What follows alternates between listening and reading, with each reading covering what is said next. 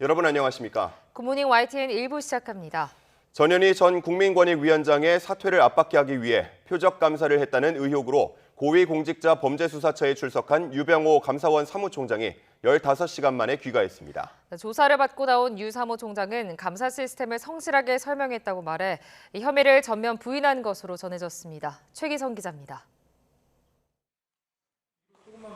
표적 감사를 주도했다는 의혹을 받는 유병호 감사원 사무총장이 공수처 조사를 받고 나옵니다.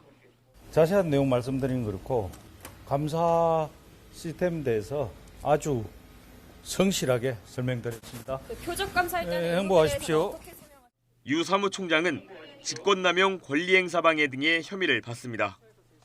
공수처는 360여 쪽에 이르는 질문지를 준비해 전현희 전 국민권익위원장에 대한 특별감사 착수 경위와 감사 결과 보고서 공개 과정에 위법 행위가 있었는지 따져 물었지만 유 사무총장은 법규와 관행에 따른 정당한 감사였다며 혐의를 전면 부인한 것으로 전해졌습니다. 감사원은 지난 6월 전 전 위원장이 세종청사에서 근무한 89일 가운데 83일을 아침 9시 이후에 출근했다는 내용이 포함된 감사 결과 보고서를 공개했습니다. 전 전 위원장은 자신의 사퇴를 압박하기 위해 허위 제보를 바탕으로 이뤄진 표적 감사라고 반발하면서 최재해 감사원장과 유 사무총장, 제보자로 지목된 권익위 고위 관계자를 공수처에 고발했습니다. 감사 결과 발표 뒤에는 주심인 조은석 감사위원이 자신의 최종 검수를 거치지 않은 채 보고서가 공개됐다며 감사원 관계자들을 추가로 고발했습니다. 민주당과 시민단체의 고발도 이어지면서 공수처에 접수된 관련 고발만 20여 건이 넘는 것으로 전해졌습니다. 공수처는 지난 10월부터 유 사무총장에게 5차례 출석을 통보하고 체포영장 청구 가능성도 언급했지만 유 사무총장은 국회 일정 등을 이유로 소환을 미뤄왔습니다. 공수처는 조사 결과를 분석한 뒤 유 사무총장 추가 소환 여부와 최 감사원장 조사 필요성 등을 검토할 방침입니다. YTN 최기성입니다. 재작년 민주당 전당대회 돈봉투 의혹과 관련한 첫 소환 조사에서 진술 거부권을 행사한 송영길 전 대표에 대해 검찰이 조만간 구속영장 청구 여부를 결정할 방침입니다. 서울중앙지검 수사 관계자는 그제 13시간에 걸친 첫 조사에서 준비한 200여 쪽 분량 질문지를 모두 소화하지는 못했지만 필요한 조사는 진행했다며 송 전 대표 추가 소환 조사 필요성이 크지 않다고 밝혔습니다. 이에 따라 송 전 대표 조사 내용과 이제까지 확보한 증거 관계 등을 검토해 구속영장 청구 여부를 결정할 계획이라고 말했습니다. 국회로 넘어온 내년 국회의원 선거구 획정 초안을 놓고 여의도 정가가 술렁이고 있습니다. 다른 지역구와 합쳐지거나 새 지역구가 생기는 곳이 있어 벌써 눈치 싸움이 시작된 모습입니다. 조성호 기자의 보도입니다. 중앙선관위 산하 선거구 획정위가 내년 총선이 치러질 경기장 선거구 초안을 가져오자 민주당은 즉각 반발했습니다. 제1야당에 일방적으로 불리하게 편향적으로 선거구를 짜왔단 겁니다. 공직선거법 제25조의 원칙과 합리성을 결여한 국민의힘 의견만이 반영된 편파적인 안으로 결코 수용할 수 없습니다. 획정위 초안을 보면 지역구 253석 가운데 서울과 전북은 한 곳씩 줄고 인천과 경기는 한 곳씩 늘어납니다. 의석수엔 변동이 없는데 들여다보면 복잡합니다. 인구수가 늘면서 쪼개져 나와 새로 생기는 지역구도 있지만 반대로 합쳐지면서 사라지는 곳도 있는 겁니다. 당장 서울에선 현재 갑을병 3개로 나뉜 노원구가 대표적입니다. 갑과 을 2개로 줄어들 전망인데 현역 의원 3명 모두 민주당 소속입니다.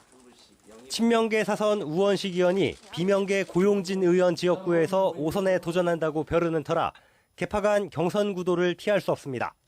민주당 강세 지역인 수도권의 경기 부천과 안산, 그리고 호남의 전북에서 각각 한 자리씩 줄면서 당내 경쟁이 과열될 거란 우려도 나오고 있습니다.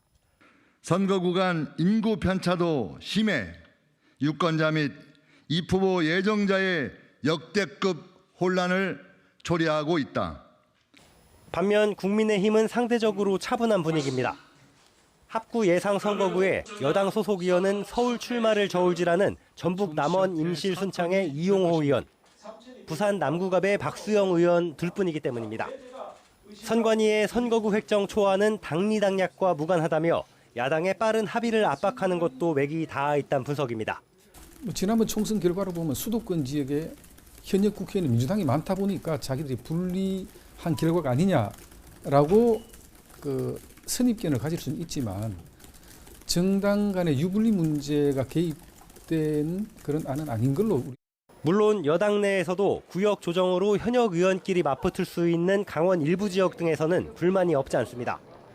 정치개혁특별위원회에서 획정위에 한 차례 재획정을 요구할 수 있고 여야뿐 아니라 당내 이해관계도 첨예한 만큼 치열한 논의가 불가피합니다. 예비 후보 등록을 앞두고 있지만 워낙 민감한 사안이라 연내 결론을 내긴 사실상 어려워 보입니다. 선거구 획정이 늦어지면 예비 후보자들이 지역구가 확실하지 않은 상태에서 선거운동에 나서야 합니다. 무엇보다도 선거일이 임박해서야 후보를 알 수밖에 없는 유권자들의 불편이 가장 클 수밖에 없습니다. YTN 조성호입니다. 더불어민주당 이낙연 전 대표는 대한민국의 생존을 위해 정치적 대안이 불가피하다는 것을 확신하게 됐고 이를 위한 준비가 막 시작됐다며 거듭 신당 창당 가능성을 시사했습니다. 이 전 대표는 어제 남평호 전 국무총리 민정실장 출판 기념회에 참석한 뒤 기자들과 만나 신당 창당에 마음을 굳혔느냐는 질문에 대비는 일찍 시작해야 하는 것이라며 이같이 답했습니다. 이 전 대표는 출판 기념회 축사에서도 여야 모두 싫다는 분들, 그래서 이 시험 문제에 답이 없다 생각하는 분들께 새로운 선택지를 제공해 선택하게 하는 것이 불가피한 단계라고 밝혔습니다. 윤석열 정부 들어 대통령과 대기업 총수들이 함께하는 자리가 매달 한 차례 이상으로 크게 늘었습니다. 윤 대통령이 시장과 수출을 유독 강조하기 때문인데 기업인들과의 잦은 동행과 호출이 불편하다는 여론도 고개를 들고 있습니다. 조은지 기자입니다.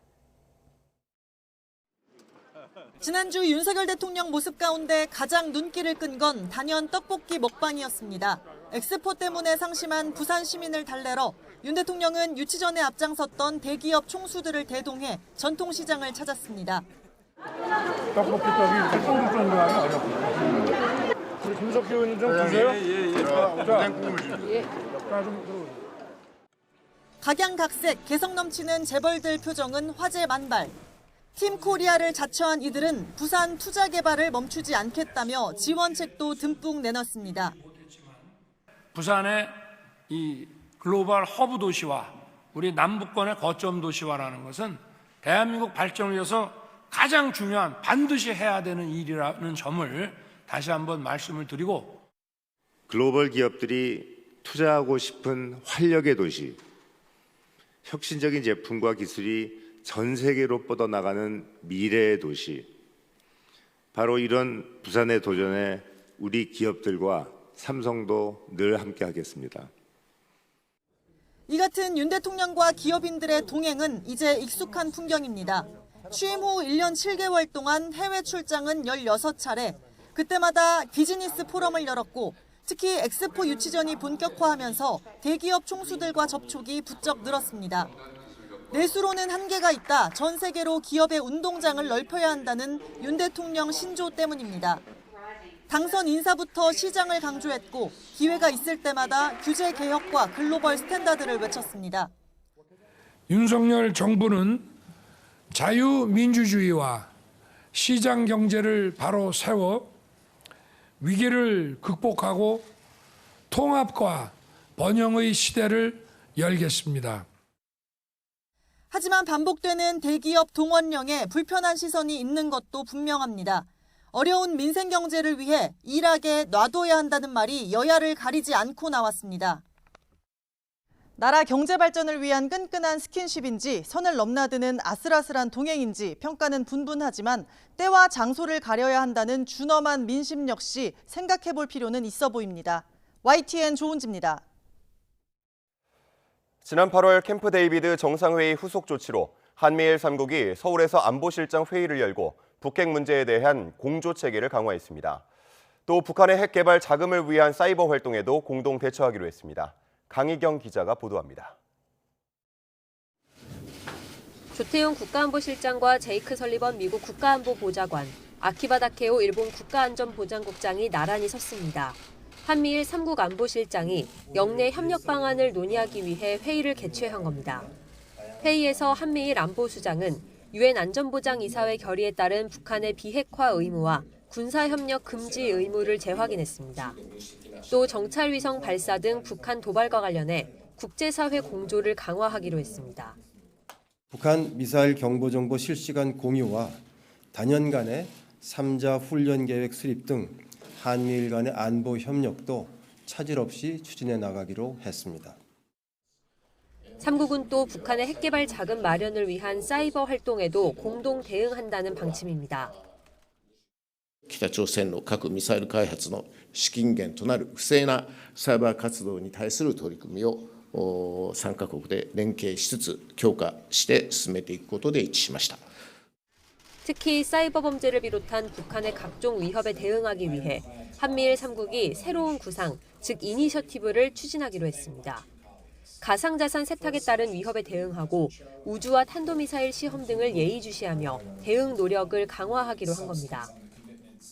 To counter the threats posed by the DPRK, from its cybercrime and cryptocurrency money laundering to its reckless space and ballistic missile tests.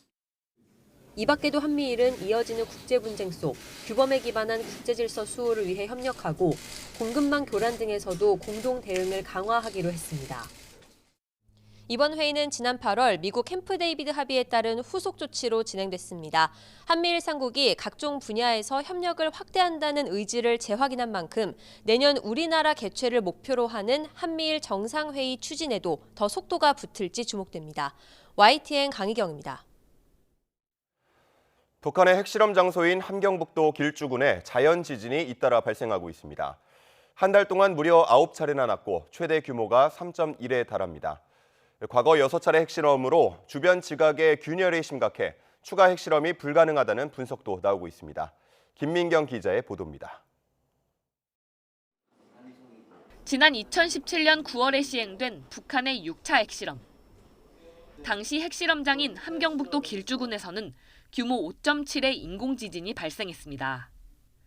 6차례 핵실험 중 가장 큰 위력으로 지난 2016년 경주 지진에 버금가는 셈입니다. 그 이후 길주에서는 총 60회가 넘는 자연지진이 잇따라 일어났습니다. 최근 한 달 사이에도 9차례의 지진이 일어났고 최대 규모는 3.1에 달합니다. 화강암으로 이뤄진 단단한 지질 구조를 지닌 길주에서 이렇게 많은 지진이 난 건 그동안 축적된 핵실험의 여파가 원인으로 지목됩니다. 핵실험으로 인한 에너지가 주위로 확산이 됐고 주위에 움직이지 않고 있던 단층을 좀 불안정하게 만드는 것 같고요. 그래서 이렇게 불안정해진 단층들이 크고 작은 지진으로 꾸준히 발생하고 있는 것 같습니다.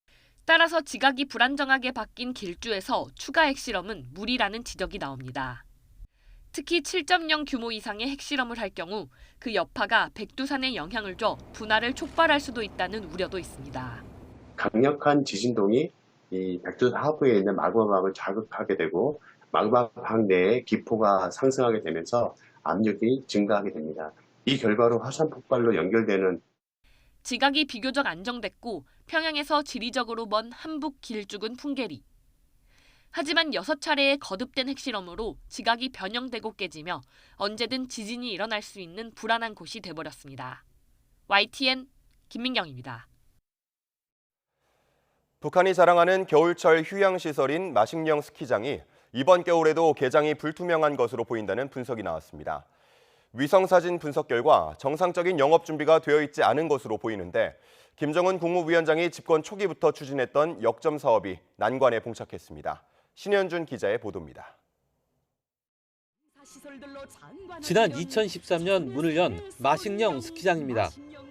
9개 슬로프와 리조트, 헬기장 등 국제 규모의 시설을 갖췄는데 어린 시절 스위스에서 유학한 김정은 위원장이 추진한 역점 사업이었습니다. 마식령 스키장은 경의하는 원수님께서 온 한 해 로고와 심혈을 바치시어 마련해 주신 인민 사랑의 고귀한 결정체입니다. 평창 올림픽을 앞두고 남북 선수단의 공동 훈련이 열리기도 했지만 흥행도 잠시.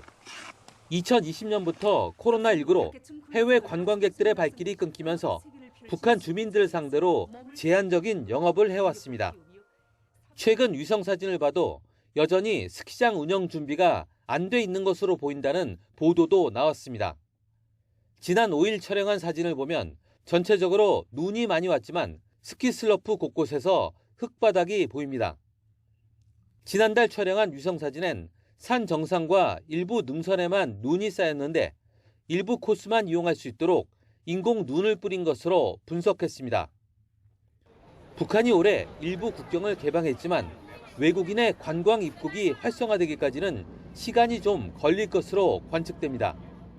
북한이 어떤 식으로든 내년에 관광 개방은 할 것으로 저는 보여지고 지금 중국의 경기가 굉장히 안 좋아요. 이제 그렇다 보니까 예전과 같은 관광 수요를 기대할 수 없는. 북한은 지난 9월엔 금강산 관광지구에 골프장 클럽하우스를 옥수수 등 곡물을 말리는 데 사용한 정황이 포착되기도 했습니다. 유엔 안보리 제재를 받지 않는 관광산업을 통해 외화벌이를 꾀하고 있지만 이마저도 여의치 않게 되면서 김정은이 추진한 역점 사업도 애물단지로 전락하고 있습니다. YTN 신현주입니다. 젊은 세대들의 사상을 통제하기 위해 북한 당국이 남한말 오빠에 이어 남한식 영어 표현에 해당하는 파이팅까지 단속하고 있는 것으로 보입니다.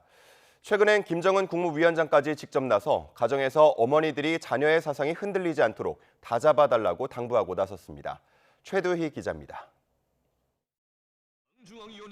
북한이 한류와 같은 외부 문화 유입을 막기 위해 영상물 유포자를 최고 사형에 처하는 내용의 이른바 반동사상문화 배격법을 제정한 건 지금으로부터 3년 전인 지난 2020년 12월입니다.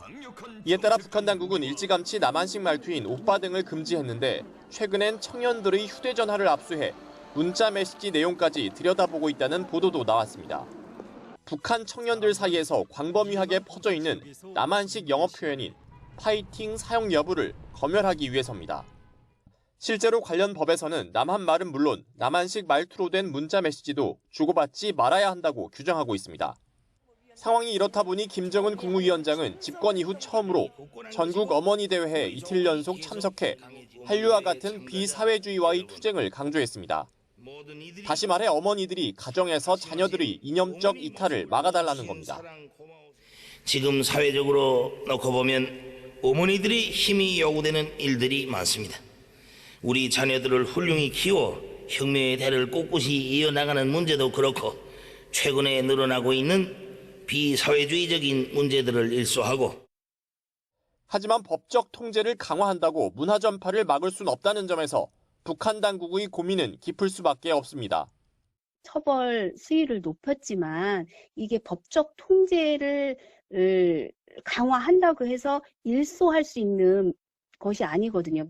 문화라는 거는 기층 단위에서 보이지 않게 침투해 있는 거 있고 얼마든지 또 숨길 수 있기 때문에 이에 따라 문화 전파로 인한 체제 붕괴를 우려한 북한 당국이 앞으로도 주민들을 옥죄는 통제와 감시를 한층 더 강화할 것으로 보입니다. YTN 최두입니다. 호남 지역 가금 농가를 중심으로 고병원성 조류 인플루엔자 확진이 잇따르고 있는데요. 전북 김제와 충남 아산에서 고병원성 농가가 추가로 나와 경각심을 높이고 있습니다. 김민성 기자의 보도입니다. 조류 인플루엔자 AIH5형 항원이 확인된 닭 사육농장 앞. 방역복 차림의 작업자가 농장으로 가는 길목을 막았습니다. 출입자들의 인적사항을 확인하고 추가 전파를 막으려 차량 바퀴에 소독액을 뿌립니다. 방역당국은 가축 폐사가 늘었다는 의심 신고로 출동해 농가 출입을 통제하고 곧바로 예방적 매몰 처분에 나섰습니다. 방역당국은 추가 확산 방지를 위해 이 농장에서 사육하던 닭 16만 마리를 매몰 처분했습니다. 또 주요 거점의 통제 초소를 확대 운영해 주변과 도로 등에 대한 소독을 강화하고 있습니다. 올해는 좀 강한 것으로 지금 나오고 있습니다. 동력이 강하면 닭이나 오리가 폐사가 증가하고 증상이 심하게 나타난다는 얘기입니다. 호남 밖에서는 처음으로 충남 아산시 선장면 산란계 농가에서 H5형 항원이 검출됐습니다. 이 농가는 철새 도래지인 삽교호 인근에 있는 거로 전해졌습니다. AI가 인수 공통 감염병인 만큼 당국은 서둘러 사람에 대한 방역 조치까지 마쳤습니다. 저희가 이제 인체 감염 우려가 돼서 여기 농장주분들 농장 관계자분들 4분이랑 살처분 진행하시는 35분, 총에서 39분 예방접종 진행해드렸습니다. 고병원성 AI 중앙사고수습본부는 우선 전국 가금농장과 축산시설, 차량에 토요일 오전부터 일요일 밤 10시까지 36시간 일시 이동중지 명령을 내렸습니다. 또 농가 산란율 저하나 폐사 증가 등 의심 증상을 확인한 농가는 즉시 신고해달라고 당부했습니다. YTN 김민성입니다.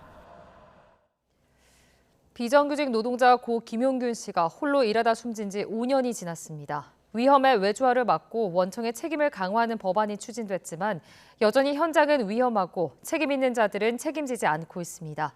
우종훈 기자의 보도입니다. 2018년 12월 11일 한 비정규직 노동자가 산업 현장에서 쓰러졌습니다. 홀로 화력발전소의 컨베이어 벨트를 점검하던 24살 청년 김용균 씨입니다. 청년 노동자의 죽음은 우리 사회에 많은 숙제를 던졌습니다.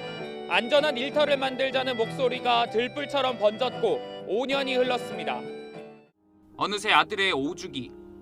아들의 사진을 든 김용균 씨 어머니는 올해도 산재 피해자, 비정규직 노동자와 함께했습니다. 산업 현장에서 여전히 희생자가 잇따르는데도 정부는 외면한다고 꼬집었습니다. 특히 중대재해처벌법 대상이 50인 미만 사업장으로 확대되는 걸 유예하려는 움직임을 정면으로 비판했습니다. 비정규직들의 처우를 바꾸는 산안법도 중처법도 만들었습니다. 하지만 아직도 억울한 죽음이 전혀 줄어들지 않는다는 것을 보면 정의로운 사회를 만드는 일은 정말 쉽지 않나 봅니다. 이태원 참사 분향소가 있는 서울광장까지 행진한 참석자들은 유족들과 아픔을 나눴습니다. 안전이 보장되지 못한 곳에서 숨진 이태원 참사 희생자들은 또 다른 김용균이기 때문입니다. 이 사회에 조그마한 변화를 일으키기 위해서라도 열심히 싸울 것입니다. 왜냐하면 우리는 억울하게 자식을 잃은 부모들이니까요. 대법원 판단에 따라 김용균 씨 사망에 대한 책임도 결국 원청 대표에게 묻기는 어려워졌습니다. 대법원은 잘못된 판단으로 그동안 우리의 피나는 노력을 한순간에 물거품으로 만들어 놓았습니다. 아들을 죽인 회사가 어떻게 무죄일 수 있습니까? 김용균 씨가 숨진 지 5년이 흘렀지만 매일 뉴스를 통해 전해지는 죽음과 고통들. 책임자에게 책임을 묻지 못하고 누구도 잘못을 시인하지 않는 현실에 유가족과 노동자들은 아무것도 변한 게 없다고 말합니다. YTN 우종훈입니다. 미국 프로야구 메이저리그 김하성 선수가 후배 야구 선수를 공갈 혐의로 고소한 사건을 수사하는 경찰이 지난 6일 김 씨를 고소인 신분으로 조사한 데 이어 김 씨 주변 인물도 참고인 신분으로 불러 조사했습니다. 참고인 조사 대상에는 2021년 김 씨와 후배 야구 선수 임혜동 씨가 몸싸움을 벌였던 술자리에 동석했던 프로야구 선수와 김 씨의 KBO 리그 활동 당시 소속팀 동료들이 포함됐습니다. 경찰은 참고인 조사를 마치는 대로 임 씨를 조사하고 필요하면 김 씨와 임 씨의 대질 신문도 검토하고 있습니다. 대규모 의대 정원 확대에 반대하고 있는 의사협회가 내일부터 파업 찬반 투표를 벌입니다. 대통령실 앞에서 교대로 철야 1인 시위까지 벌이고 있지만 우호적이지 않은 여론은 부담입니다. 조용성 기자입니다. 대한의사협회가 내일부터 모든 회원을 대상으로 총파업 찬반 투표에 들어갑니다. 정부가 일방적으로 의대 정원 확대를 밀어붙인다며 맞불 카드를 내민 겁니다. 교육이나 의료 등 국가의 미래를 결정하는 중요한 정책을 결정할 때는 국민의 여론으로 정책을 결정하는 것은 아니라고 생각합니다. 대통령실 앞에서는 릴레이로 철야 1인 시위도 벌였고 오는 17일에는 도심에서 의사 총걸기 대회도 예정해 놓고 있습니다. 총파업이 가결되더라도 돌입 시점은 못 박지 않았습니다.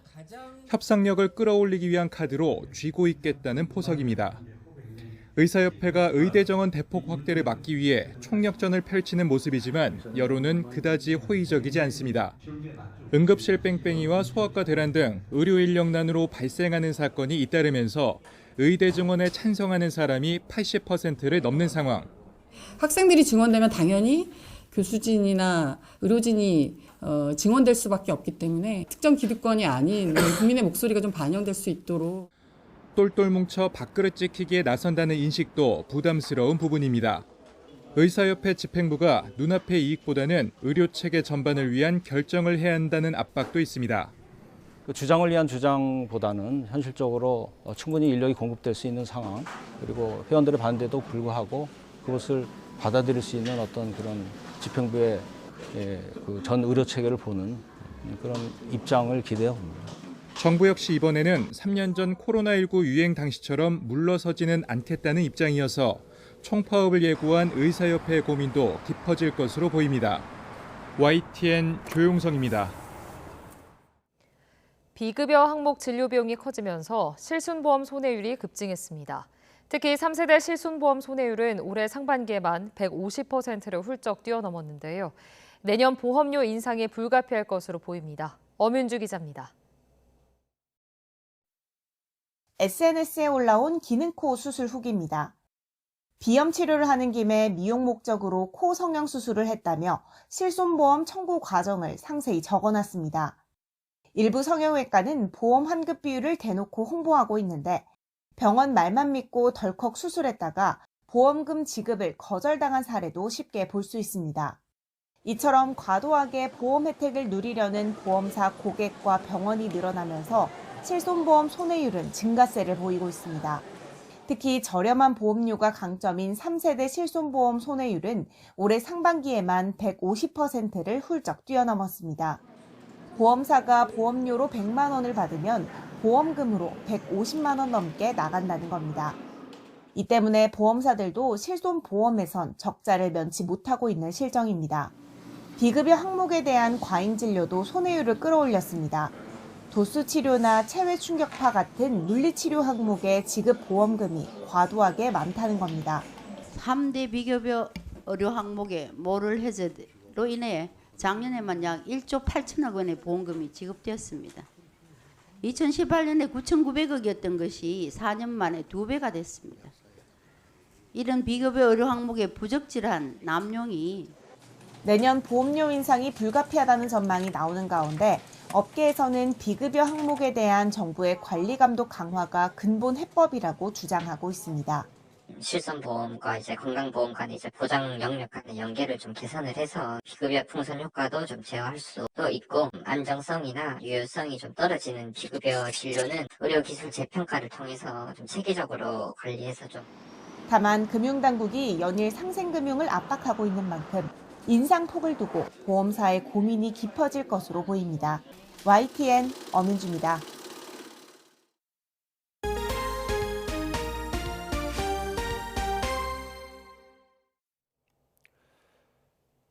송년회가 하나둘 느는 요즘 경찰이 어젯밤 서울 시내 곳곳에서 음주 단속을 했습니다.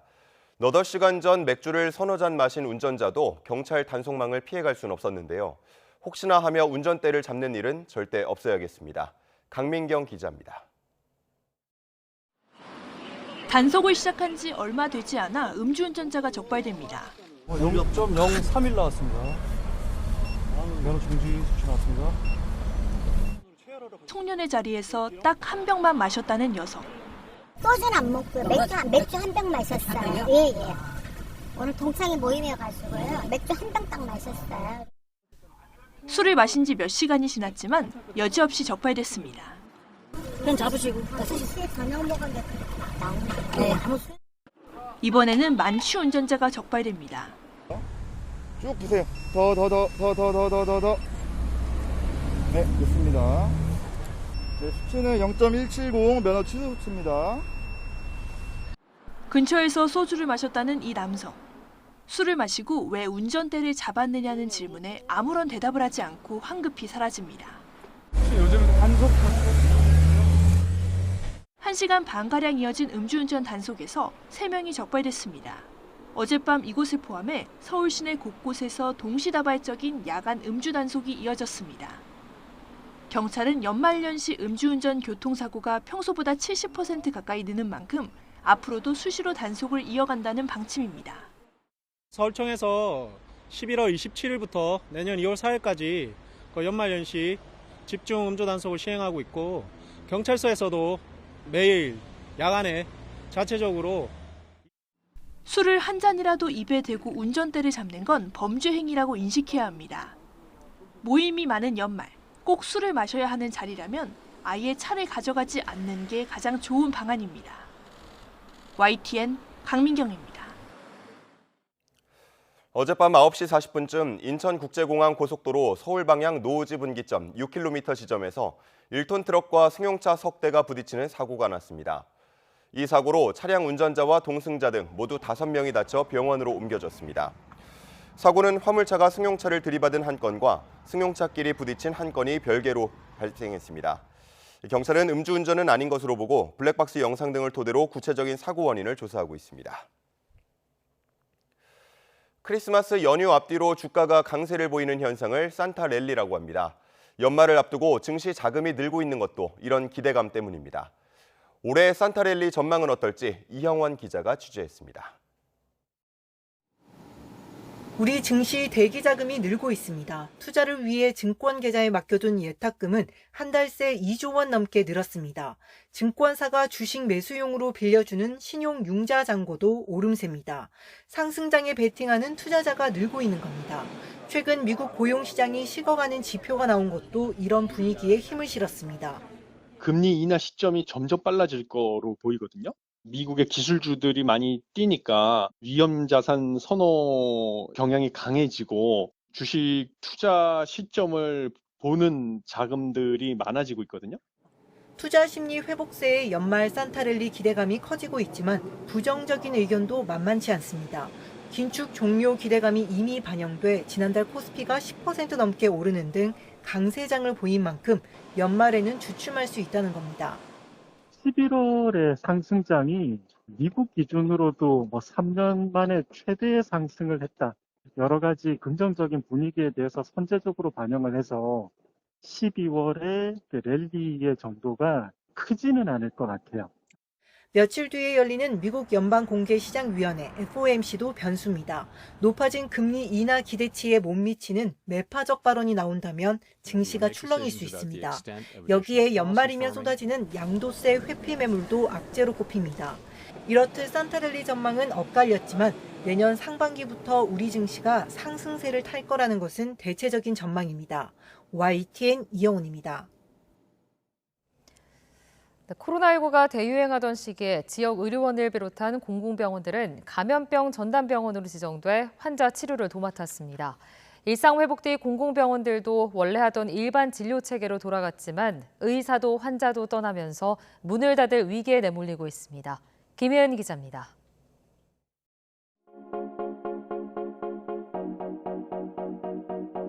코로나19 치료 최전선에 섰던 의료진들. 그들이 감염병과 싸우던 코로나19 전담병원의 현재 모습은 어떨까? 병실 곳곳이 텅 비어 일부 병동은 아예 폐쇄되기도 했습니다. 1년 만에야 겨우 문을 연 신장투석실도 외래 진료도 발길이 뜸해졌습니다.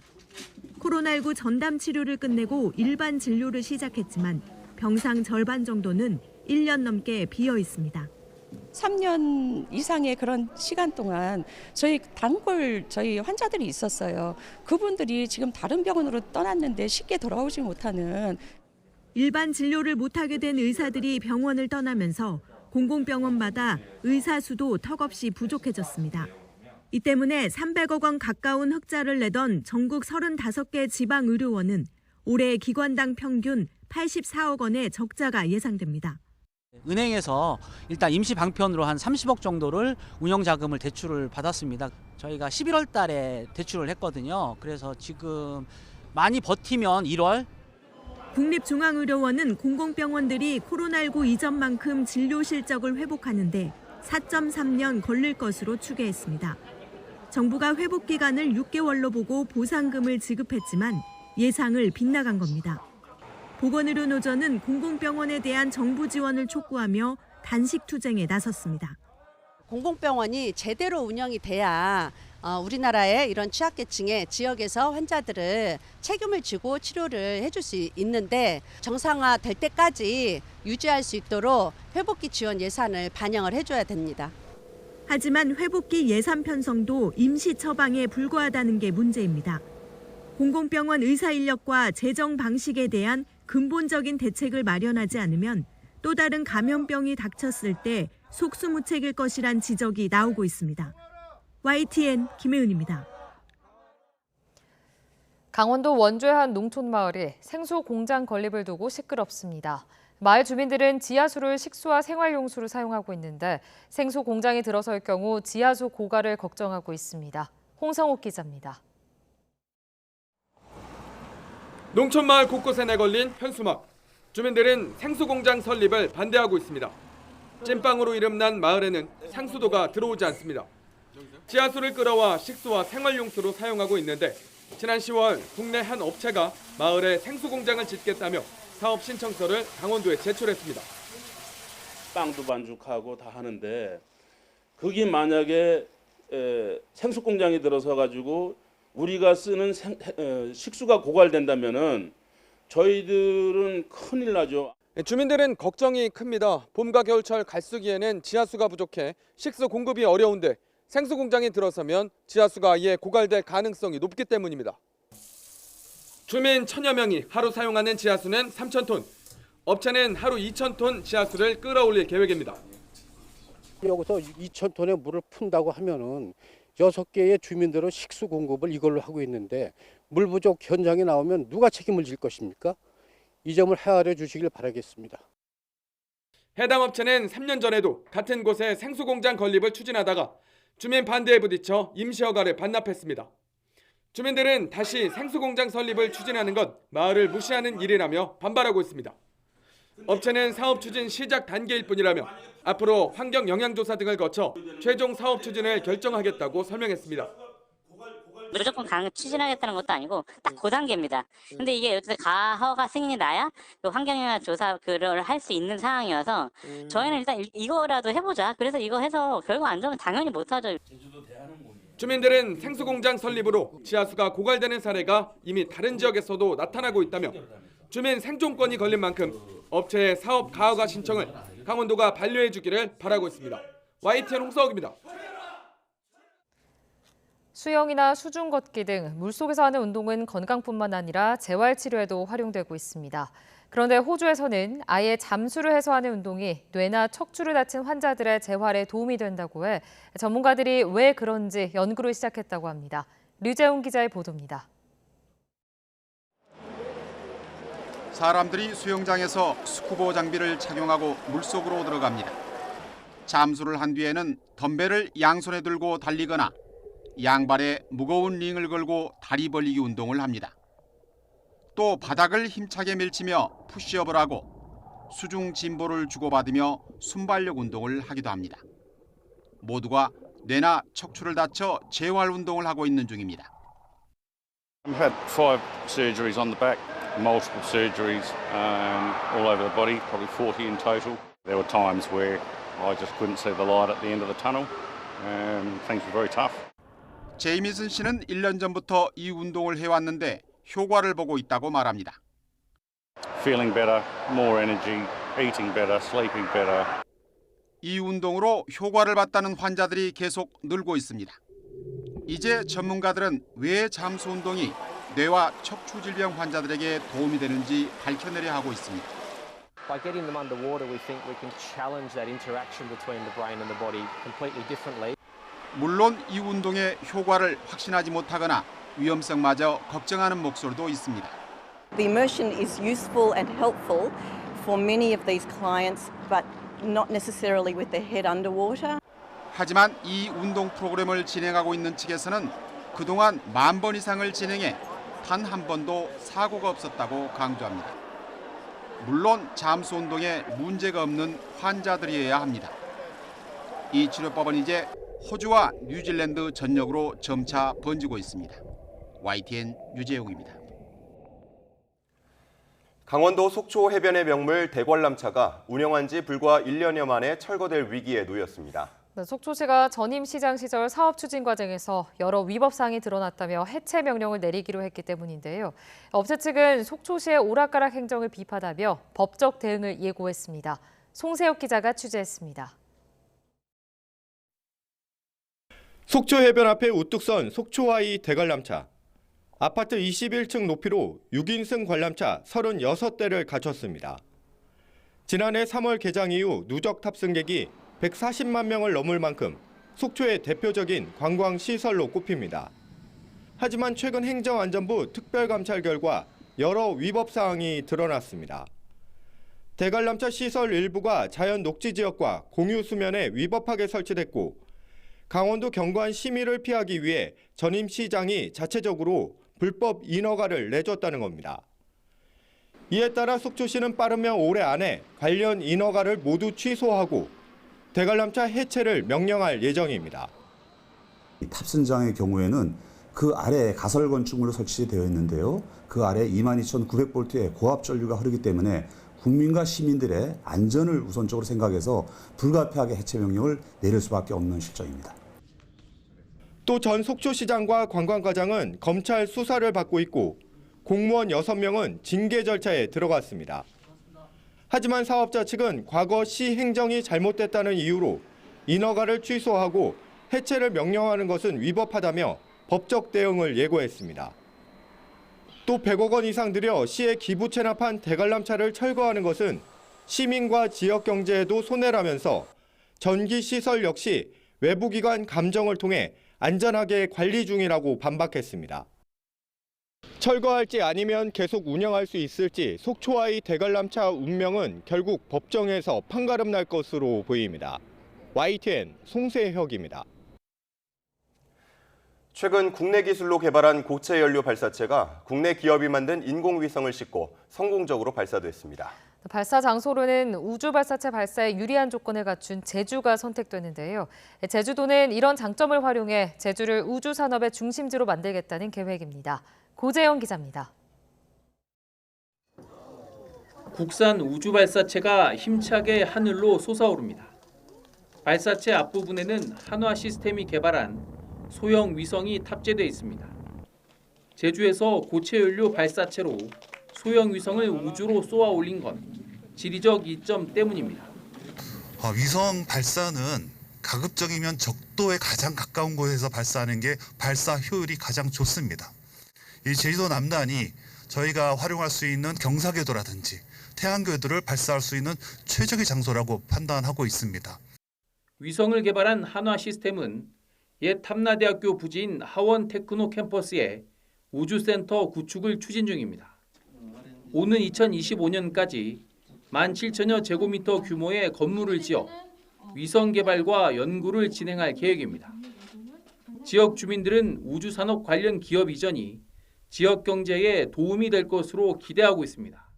굴뚝 없는 공장을 원했던 부분인데 지금 추진하는 방향도 보면 그거하고 이제 일맥상통하는 것 같고 어떤 대기업이 들어온다면 마을의 어떤 이익이라든지 어떤 경제적인 활용도가 있으면 같이 가자는 그런. 다른 우주산업 관련 기업도 제주에서 발사체 시험과 위성 정보 수집 등 다양한 사업을 하고 있습니다. 제주도는 앞으로 우주산업이 지역산업 구조를 개선하고 경제를 이끄는 견인차가 되길 기대하고 있습니다. 지금 현재 4%의 제조업 비중을 갖고 있는데 이걸 10%까지 이상으로 높일 수 있는 여건이 된다는 측면에서 제주도로서는 대단히 좋은 일자리를 많이 만들 수 있는 그런 큰 효과를 얻을 수 있지 않을까 생각합니다. 위성 개발부터 발사, 위성 정보 활용까지 제주가 우주 산업의 중심지로 가는 힘찬 발걸음을 시작했습니다. YTN 고재영입니다. 대학로의 대표적인 소극장 학전이 개관 33주년인 내년 3월 문을 닫습니다. 대표 김민기 씨의 암투병과 심각한 재정난 때문인데 이곳을 거쳐간 스타 예술인들의 학전해진 마음의 빚을 갚겠다며 기념 공연을 준비하고 있습니다. 김정회 기자입니다. 망가지고 어리숙하게 보여도 스타들은 삼천회까지 온 무대에 다시 서는 게 기쁘기만 했습니다. 삼천회 공연에 참가해서 저는 너무 감개무량합니다. 한편으로 실수나 하지 않을까 많이 떨리기도 하고요. 저를 배우로 만들어준 작품이기도 하고 제가 밖에서 피곤하고 힘들 때 돌아와서 위로받을 수 있는. 대극장 공연 성공에 해외 공연까지 잇따라 지하철 1호선은 그렇게 계속 달릴 줄로만 알았습니다. 미련하게 쭉 하다 보니까 이렇게 3,000회까지 온 것 같습니다. 꼭 흥분의 집에 명절날 무슨 잔치하는 것 같고. 하지만 이 공연을 낳은 학전극장은 내년 봄 문을 닫습니다. 오랜 재정난에 대표 김민기 씨의 암투병이 겹쳐섭니다. 이관을 생각할 법도 한데 김민기 씨는 거부했습니다. 내가 없이 그 짐을 누구한테 지으며 누가 할 수 있겠니? 그냥 끝나면 그냥 조용히 끝나는 거지. 학전 출신 가수와 배우들은 학전다운 폐관이 돼야 한다며 기념 공연을 준비 중입니다. 폐관 전날인 3월 14일까지 2주간 가수와 배우가 함께하는 무대, 김광석 다시 부르기, 김민기 트리뷰트 콘서트를 계획하고 있습니다. 수익금은 김민기 씨와 극장의 부채를 줄이는 데 쓸 예정입니다. 학전은 단순한 공연장이 아닌 김민기 대표의 정신이 스며든 곳이었습니다. 남은 공연들을 흔들림 없이 폐막일까지 하기로 한 것도 그런 이유에서입니다. 그런 만큼 모든 것을 내려놓은 김 대표의 소박한 바람은 더 아프게 다가옵니다. 학전 블루의 그 김광석 선배님 그 부조 있지 않습니까? 그리고 학전과 그 조그만 벽체 하나, 그게 건물주가 바뀌건 뭐가 됐던지 간에 그거는 하나 좀 남겨줬으면 좋겠어. 가 김민기 선생님 의견입니다. YTN 김정혜입니다. 지금 가자지구 주민들이 그나마 안전하게 머물 수 있는 곳은 지중해 연안에 있는 도시 알마와시입니다. 이스라엘이 정한 안전지대이기 때문인데요. 하지만 이곳은 애초 살만한 조건을 갖추지 못한 데다 피난민이 한꺼번에 몰리면서 주민 고통이 커지고 있습니다. 류재복 기자의 보도입니다. 어둠이 내린 난민촌. 기온이 뚝 떨어졌지만 제대로 된 난방기구는 찾아볼 수 없습니다. 얇은 천막 속 담요 몇 장에 체온 유지를 맡겨야 합니다. 곳곳에 피운 작은 모닥불 주변으로 추위에 지친 사람들이 모여듭니다. راح بننام على الرمل أنا مريضة سرطان عاملة عملية في مصر $7,000 كلفتني استأصلت أورام من العمود الفقري. 날이 밝았지만 나아진 건 별로 없습니다. 애초부터 이곳은 기반 시설이 전혀 없는 황무지였기 때문입니다. 물과 음식, 전기 등이 턱없이 부족한 데다 어린이들 사이에 장염 등 질병이 퍼지고 있습니다. 이스라엘이 인도주의 구역으로 지정해 피란을 유도했지만 사람이 살만한 곳이 아니었습니다. واليوم مذابح اليوم صارت مع الناس عشان زاوية مش قادرين نعمل خيام ولا قادرين نغطي أولادنا. 사정이 이런데도 이스라엘 공격을 견디지 못한 주민들이 끊임없이 밀려듭니다. 가자지구 주민 230만 명 가운데 180만 명이 고향을 떠나 비교적 안전한 남부를 찾고 있습니다. 세계보건기구는 기반 시설이 거의 없는 지역에 너무 많은 사람이 모이면 건강이 크게 위협받을 것이라고 경고했습니다. YTN 유재복입니다. 국제올림픽위원회 IOC는 러시아와 벨라루스 선수가 자국을 대표하지 않는 중립국 자격으로 내년 파리올림픽에 출전할 수 있다는 결정을 했다고 밝혔습니다. 다만 파리올림픽에 참가하려는 러시아와 벨라루스의 선수는 자국 국기를 사용하거나 국가를 연주해서는 안 되고 단체전에도 출전할 수 없다는 조건을 달았습니다. 러시아가 작년 2월 우크라이나를 침공한 이후 국제사회에서는 러시아와 맹방 벨라루스의 올림픽 출전을 제한해야 한다는 목소리가 끊임없이 이어졌습니다. 기시다 후미오 일본 총리가 비자금 조성 의혹에 휩싸인 마스노 히로카즈 관방장관을 사실상 경질한다는 방침을 굳혔다고 요미우리 신문이 어제 보도했습니다. 기시다 총리는 일본 정부 대변인이자 실세 강요로 꼽히는 마스노 장관의 비자금 의혹이 쟁점으로 부상하자 교체가 불가피하다고 보고 후임자 물색에 나설 것으로 예상된다고 신문은 전했습니다. 요미우리는 관방장관 사임은 매우 이례적이라며 2000년 10월과 2004년 5월에 각각 여성 문제와 연금 보험료 미납으로 당시 관방장관이 물러난 바 있다고 소개했습니다. 미국 플로리다주 올랜도의 동물원에서 세계적 희귀종인 흰색 악어가 태어났습니다. 몸 길이 48.7cm, 무게는 96g인 이 악어는 백변종 때문에 온몸이 흰색을 띠고 있습니다. 백변종 악어는 눈이 밝은 파란색이며 피부는 하얀색이지만 무늬나 반점이 나타나기도 합니다. 36년 전 루이지애나주의 늪지대에서 처음 발견됐는데 현재 전 세계적으로 8마리만 보고된 희귀종입니다.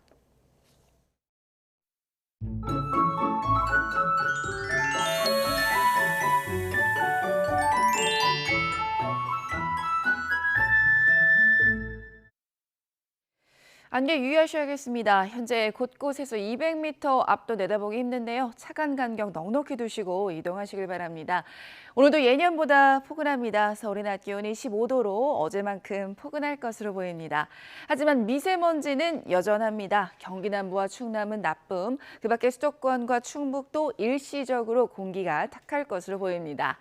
오늘 영동과 경북 동해안 그리고 제주도에는 비 예보 있는데요. 내일까지 영동과 제주 산간에는 100mm 이상의 폭우가 예상됩니다. 현재 기온 살펴보도록 하겠습니다. 춘천이 5.7도고요. 낮 기온은 춘천이 14도, 대구는 17도로 예상됩니다. 날씨였습니다. 이상으로 굿모닝 YTN 1부를 마칩니다. 잠시 후 5시 50분 2부에서 뵙겠습니다.